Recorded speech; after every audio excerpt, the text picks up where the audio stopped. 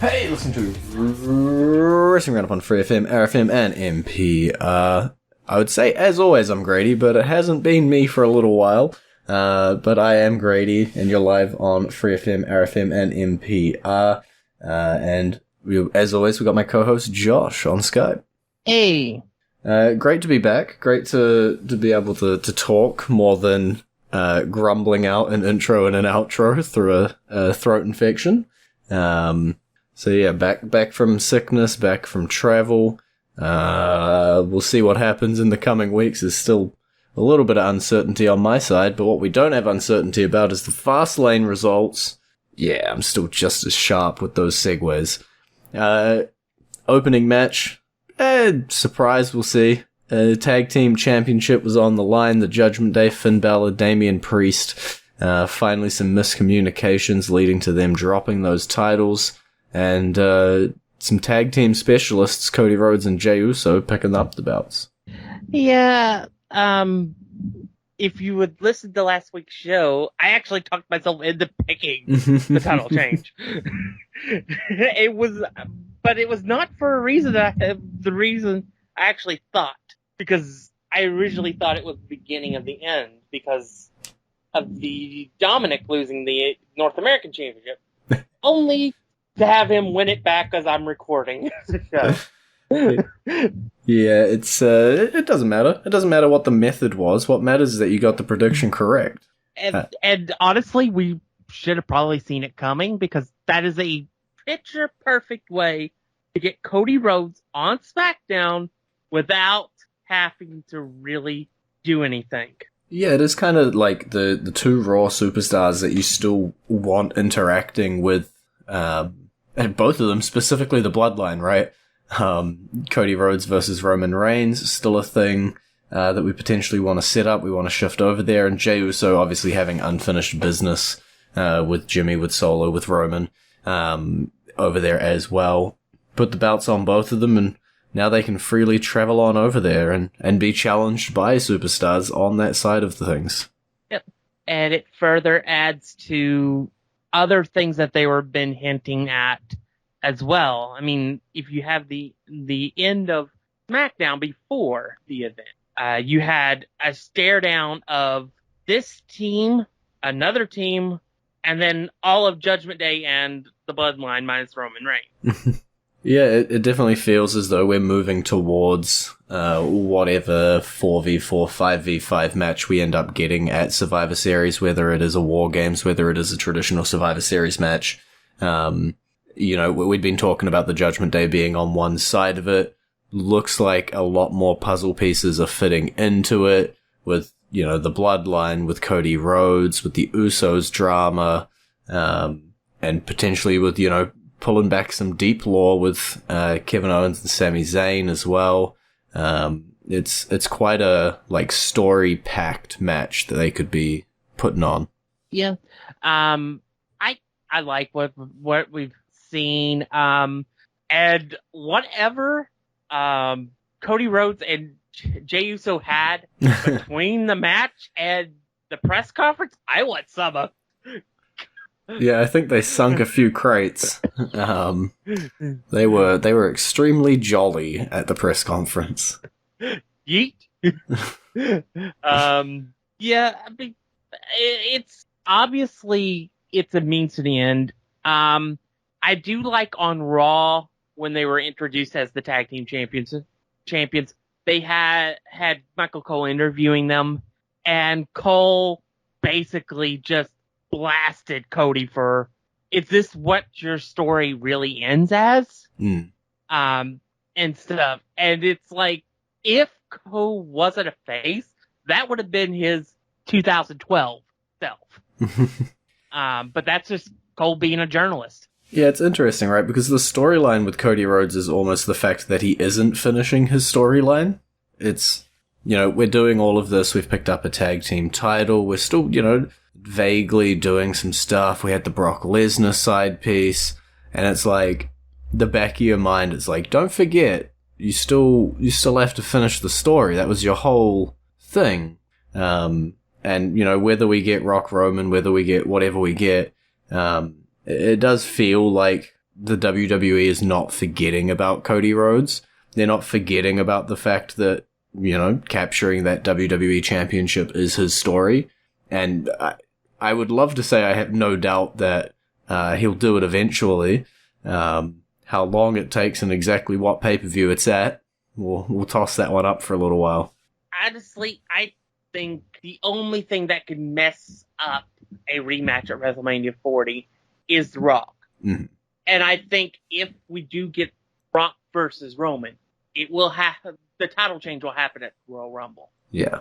I just think, I know a lot of people complained about it in the moment being missed last year at WrestleMania this year. I think with everything they've done, especially breaking the bloodline, I think it'll make it mean more when it actually happens. And because as of right now, all you would have is Solo and maybe Jimmy, depending on what happens on SmackDown this week. Because, Roman's returning this week, and I don't think he's going to be in a good mood. Yeah, no, especially not after the results of another match that happened at Fastlane. John Cena and LA Knight coming out on top of Jimmy Uso and Solo Sikoa. I guess reflecting badly on the bloodline as a whole. Yeah. I don't know to the extent of what this means. I think anybody with a brain would have picked the bloodline to lose there because of LA Knight being in the match. Not John Cena. If anybody else had been in it, there's a pretty strong chance that John Cena's losing streak would have continued. But because Knight was in the match, it guaranteed that the faces were winning, which again makes the title change a little more surprising because you had them win and you had another thrown together tag team win at the same show. But everything with the storylines meant that it actually works out. So yeah, we obviously don't know how much John Cena we're going to be getting, in the short to medium to long term. We got him right now. We had him at Fastlane. But LA Knight is the guy to put your money on, to invest in. Potentially, AJ Styles is the one who's lining up next for Roman Reigns, but LA Knight is still weaving himself into this cacophony mixture of feud with the bloodline. So I wouldn't be surprised him being involved in whatever comes out in the wash with that as well. My main question about these two matches is, how many weeks? Give me a number. How many weeks before we get Cody Rhodes and Jey Uso versus Jimmy Uso and Solo Sikoa? I'm going to say 3 because there's another event in 3 weeks. Perfect timing. I will also say I think Roman defends the title at that mystery event. And I think it'll be against John Cena. Why not? Then John Cena can ride off. Where Cena will spin off from the storyline of being around the overarching storyline. Maybe he'll go and work with somebody else and elevate them or something. But I think after that match, that's when Cena will spin off, and then we'll start building to, rumor has it, War Games is coming back. Yeah. So Survivor Series, 5-on-5 War Games. You have the Judgment Day plus Solo Sikoa and Jimmy Uso. If he doesn't get his butt kicked. Versus Cody Rhodes and Jey Uso, Sami Zayn and Kevin Owens, and LA Knight. That's a perfect 5-on-5. And then you can have you could have Roman defend against AJ Styles at the event. There you go. And then you have about a month and a half to get to the Royal Rumble. And that's when LA Knight goes and has his star-making moment at the Rumble. Not winning it, but coming close. Because I'm still on the trade of Gunther winning the Rumble. It would line up pretty well if Cody Rhodes did pick up the WWE Championship. I know it would be a brand jump for him. But I could see a Gunther-Cody match going pretty well. It would probably lead to a Gunther loss, but we don't really know what the World Heavyweight Championship will be doing in 6 months, or, 3. Well, there is another path to the World WWE Championship for Cody Rhodes, but it's probably one you won't like to hear. No. Because it involves him winning the briefcase from Damian Priest. You're correct. I don't like hearing it. The other match that I'll just move swiftly on so we don't have to talk about it. I will wait with bated breath. This is a developing story, obviously. We've got time. As the weeks go on, as we get closer to the next event, as we get closer to Survivor Series after that, and as we get closer to the Rumble after that, it's going to build and build and build, but I think the end is finally in sight when it comes to the Bloodline storyline. The end is in sight when it comes to Roman Reigns' championship reign. Will The Rock be involved is our one last factor, and we're not going to know about that for a little while, I think. Yeah. Talking about stables, though, we have a 6-man tag team match. It was the LWO, or at least what was left of it. We had 4 members. We wondered which 3 would compete. It turned out 2 of them showed up, going up against Bobby Lashley and the Street Profits, with the last second addition of Carlito pulling the odds into the Latino World Order's side. Last second. He didn't show up until halfway in the match. Yeah. It's like negative seconds, right? Yeah. I will say it was a fine match. It gives me serious questions. What are they doing with the Hurt Profit? Are they really going through with it? Or have they decided to turn around and undo it?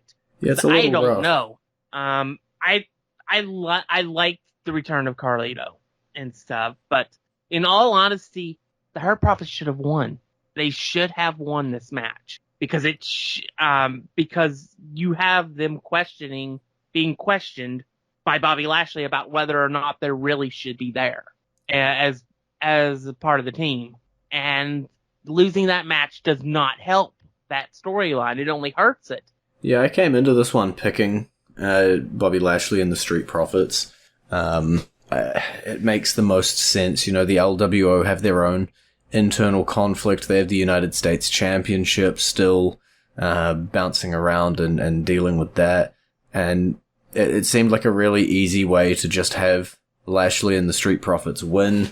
And then you do all of this, you injure all the LWO members, you have the numbers advantage. You know, you wrestle half the match 3v2, and then Carlito swings in and all of a sudden you take the loss. I don't know. I feel like I would have preferred this match had Carlito come out with the team and then taken a loss. You know, with Lashley and the Street Profits coming up with the win. I don't think it would have hurt Carlito to lose his returning match, assuming he's not the one taking the pinfall. And definitely could have worked something out of it. I don't know what the LWO winning necessarily accomplishes, other than just giving Carlito a win on his way back. And so I guess I gotta wait and see. But yeah, I really hope we're not undoing Lashley and the Street Profits. We need to be pedal to the metal. We need to be full force ahead on that. It was the right move, and we need to commit to it and start building them a bit of steam behind them. Especially if we want them to become champions. Mm-hmm. I mean, I figured that was an eventual end goal with this feud, with this pairing, was that you'd have them with the tag titles, and then you would have Bobby Lashley with a singles title where it would be the Intercontinental US title. And it just seems like they wanted to go down that road, and now they're wanting to walk it back. And I really hope they don't do that, because I love the idea of this pairing, because I suggested it over a year ago. And because I was getting tired of the babyface Street Profits, and I wanted to see a change. And I thought pairing him with an MVP and a Bobby Lashley would be perfection, and it's been anything but that. Yeah, we're going to have to wait and see what we end up doing with the Street Profits, but for right now, we're going to go into the entrance theme of a man who had great success, and then we immediately walked it back, as we will be playing the theme song for none other than the new and old NXT North American Champion, Trick Williams.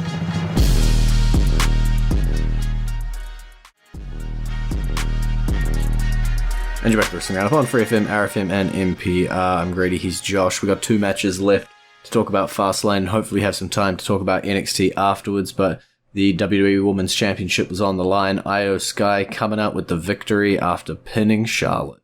Yeah. Correct decision. It definitely keeps the door open for another Asuka Io Sky match if they want to go down that road. I think I would love to see Kairi Sane make her return. Mm-hmm. And I'd love a title match between the two. Even if going into it, there's no chance of Kairi winning. I would love to see them face off for the title. Yeah. I could definitely see, like, an Io Sky versus Asuka title match being booked, and then, it either being interrupted or being ended with Kairi coming back. I think I heard that she just finished up her Stardom dates. I'm not entirely sure what the contract on that is, in terms of how long until she's free. But yeah, I think some entanglement of Sky, Asuka, Sane, is definitely gonna be the future, the next, 3 months at least, for this championship. And then last match, the longest match on the card, just over 28 minutes, last man standing match, World Heavyweight Championship. Seth Rollins puts down Shinsuke Nakamura one last time. Yep. It was a really good last man standing match. I know I heard people complaining that Seth didn't really sell it after the match was won and on Raw, but if you were paying close attention to his body language and his facial expressions, he was selling. It was just psychology selling, not physically selling. He's not limping out to the ring. No, and there's a reason for that. With the fighting championship moniker and a certain briefcase hanging around, he can't show weakness. He can't. Any weakness results in him losing. So he has to pretend everything's fine, even though nothing is. What's that meme? You have to pretend you're fine, even though nothing's fine. Yeah. That's Seth Rollins. That is Seth Rollins to a T right now. And he has a monster that he's facing at this mysterious event that we reference but never actually say the name of. In Drew McIntyre, who had no interest in helping him when he got attacked, but helped him when the briefcase was being brought down to the ring. Which by the way, a lot of people were complaining about Damian Priest not cashing in. Well, he didn't have possession of his briefcase because they did a segment of Rhea Ripley snatching it away from him. Yeah, I think we've seen this, like we talked about this weeks ago, right, with Seth Rollins defending his title so much, taking it to NXT, defending it, and just getting in these hard-hitting matches after hard-hitting matches. Shinsuke being the perfect guy, the King of Strong style, just beating the HE double hockey sticks out of him. And now you've got Drew, as you say, standing opposite him. It's just impactful match after impactful match, wearing him down, making him more and more vulnerable until the point where he eventually drops the title. Is that to a cash-in? Is that somewhere else? I do feel like the storyline is still with Damian Priest and the cash-in. It all just comes down to how exactly that is played out, or who's in possession of the briefcase at the time. Because the Judgment Day do have their own storyline going on at the side. I would love to see the sort of map out that WWE Creative have at this point of like, Because it seems like we're finally getting these long building, intertwining storylines. You know, we have the Bloodline crossing over into the Judgment Day, crossing over with these tag team titles. Now the Judgment Day are dealing with Drew, and they're still stalking around Seth Rollins, and there's so many moving pieces that it's really interesting to watch how every piece is going to interact. You know that it's not just person A versus person B is the feud, and you're going to see different combinations of A versus B for 4 weeks until they go and have their pay-per-view match. And I think the Judgment Day have been really good at that in terms of the different combinations they throw out across many different feuds across 3 shows on a week-to-week basis. And they're still making it work good. Now Dragon Lee's come up to the main roster and he's thwarting Dom up here. Dom's got his title back down on NXT, but Rhea Ripley's busy sort of poking her nose around, still holding that woman's title over on that side. You know, Finn and Priest are still dancing a dance with JD McDonough. There's so many moving pieces, and the more moving pieces, the more exciting it is to see it reach its climax. Well, that was me talking for a whole lot. Let's spend the last 5 minutes talking about some NXT stuff.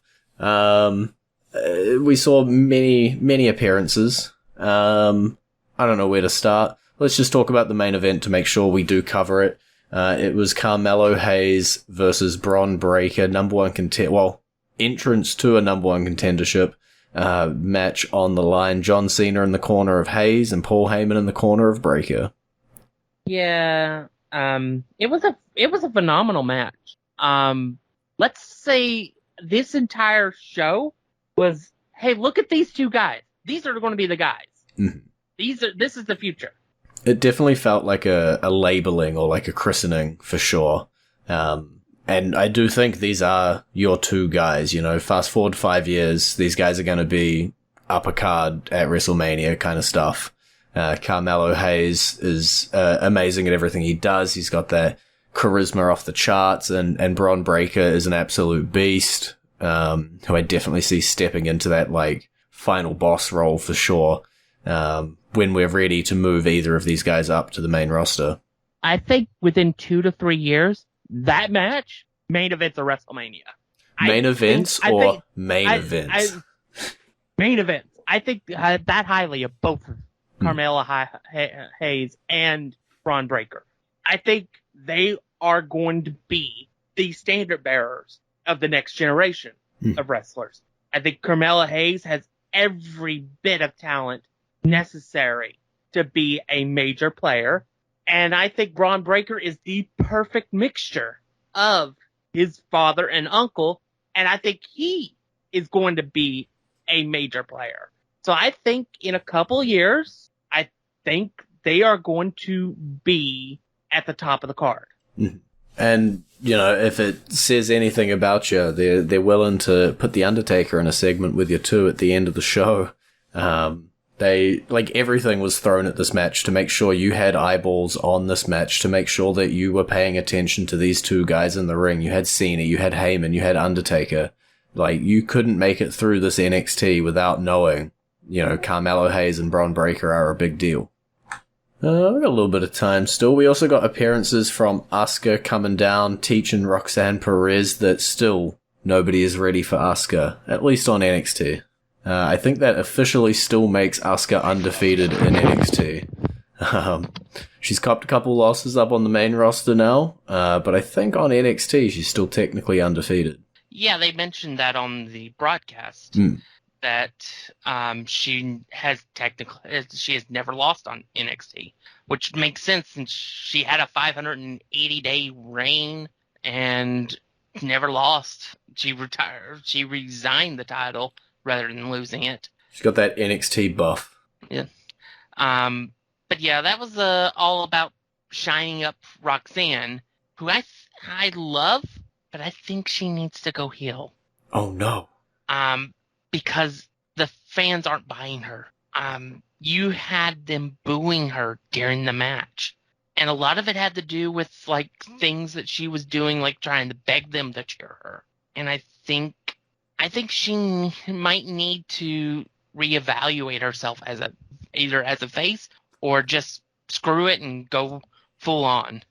Yeah, it's hard, right? Because, and it's probably the last thing we talk about, as we're running out of time, but she's fallen into that, like, classic Bayley, I guess even to a lesser extent Sami Zayn trap, where you're just such a white meat babyface, that's kind of all you got. You're like, I'm the spunky good guy who you want to see come back. You don't want to see that anymore. Oh no, I've got nothing.